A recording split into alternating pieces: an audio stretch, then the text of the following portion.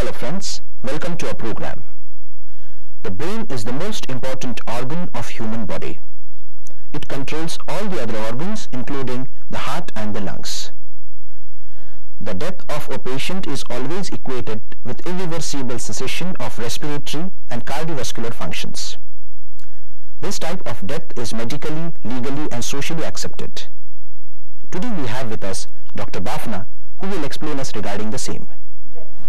Usually we used to define death as a cardiac and respiratory failure. Now this definition is changing. In brain death, though the heart is functioning, but the responses from the brain tissues are not coming, then we define it as a brain death. Clinical definition of brain death is permanent loss of all the neuronal function is brain death. Due to development of technology, irreversible cardiac arrest can now be treated by cardiac transplant. The concept of death due to cardiac arrest has become inadequate in this context.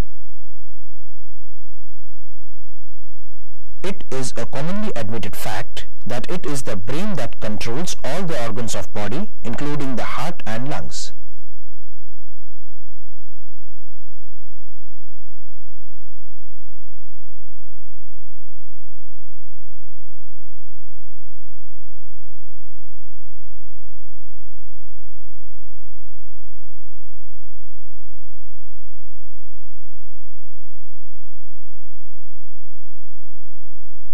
Studies and reports show that only when the brain stops functioning, all the other organs follow either abruptly or gradually. The life of a patient whose brain function have ceased can maintain life for a little while with the assisted respiration and other life-supporting means. However, slowly and gradually, all organs fail and die. There are many reasons such as accidents, head injury, trauma for the cause of brain death. Severe accidental head injury causing severe damage to the brain, damage to the brain due to lack of oxygenation, and brain tumors may cause brain death. Usually, cerebrum and the responses going from the cerebrum to the brain stem, which is above the foramen magnum, is affected and no activities pass below this. Over the years, the criteria for brain death have been evolved and refined. Though these criteria differ in different countries, there are certain guidelines to which all professionals agree. Number 1. All require a detailed and careful neurological examination that includes electroencephalogram, EEG. The EEG properly recorded must be isoelectric for 60 minutes. Number 2. All cerebral and brainstem functions must be absent.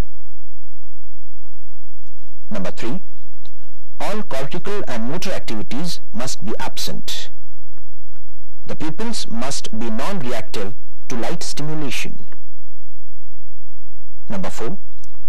Spontaneous respiration must be absent. There must be no breathing for a minimum of 3 minutes after disconnection of the ventilation. Number 5. Patient must not be under influence of sedatives, barbiturates, depressant drugs, neuromuscular blocking agents, and any other form of therapy. Number 6. The blood level of such drugs must be absent or below therapeutic range. There should be complete absence of cerebral blood flow. Actually, in brain death patients, respiration is given artificially, but heart can continue to function for a long time. And this maintaining of this patient is a very costly treatment for the relations. Secondly, these organs of these brain death patients can be taken for the transplantation, and these organs are like kidney, lungs, liver, can be taken effectively for the transplant. In patients certified with brain death, cardiac arrest usually occurs within 72 hours. However, reports also show that a patient may live up to 68 days on mechanical ventilation before death occurs. Thus, the question arises whether intensive medical therapy of such patients be continued. It will drain our medical and economic sources. Another question arises of retrieving transplantable organs from brain dead persons. The heart, the liver, lungs, and the kidneys can be transplanted. By declaring patient brain dead early, we can take organs like heart, lung, liver and kidneys for transplant, and the transplant will be more effective if they are taken from when the heart is functioning. Considering the above justifications, the Government of India has passed an Organ Transplant Act on 5th May 1994, giving a new dimension to the definition of death.